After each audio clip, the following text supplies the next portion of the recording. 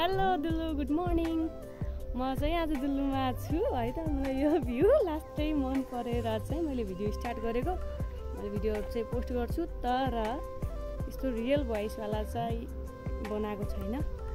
मैले first time बनाइरहेको छु अनि यो बनाउनुको रिजन पनि छ किन बनाएको भनेर।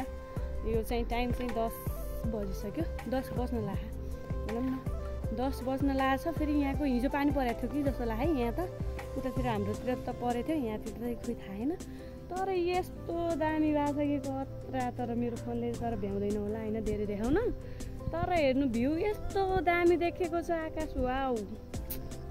अनि यहाँबाट पुरै चामुण्डा बिनासाङ नगरपालिका वाउ देखेको छ। त्यहाँबाट उता पनि 8-20 नगरपालिकाको टुप्पो देखिएको छ माथि। ठाटीघाट गाउँपालिका नि देखिएको छ यहाँदेखि, हेर्न सक्नुहुन्छ। तर आकाश हेर्नु वाउ, खतरा छ के। त्यो भएर चाहिँ मैले भिडियो बनाएको हो।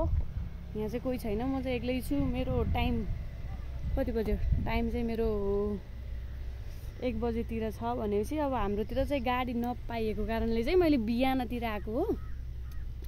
मलाई बिहानतिर आएको भनेपछि त्यही भएर बिहान आएर अब यहाँ बस्दाखेरि चाहिँ टाइम अब अझै कति छ के, 3-4 घन्टा वेस्ट गर्नुपर्ने हुन्छ। त्यही भएर चाहिँ मलाई यहाँको भ्यू लास्टै मन परेर चाहिँ भिडियो गराएको हो है। कसलाई मनपर्छ?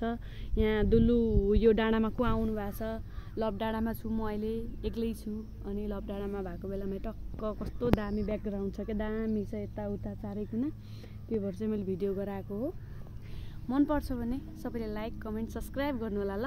मेरो युट्युब च्यानलमा गएर मैले चाहिँ टिकटकमा मात्रै पोस्ट गर्छु यो भिडियो चाहिँ, तर मेरो युट्युब च्यानल पनि छ, सुन्ताज साई युट्युब च्यानल छ। सबैले गएर सब्सक्राइब गर्न नबिर्सनु होला है त।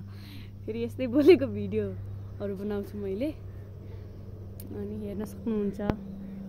खतरा छ भ्यू। ओके, म चाहिँ सर्ट भिडियो बनाउँछु ल। यो भ्यू देखाउनलाई मैले भिडियो गराएको हो। Okay, by.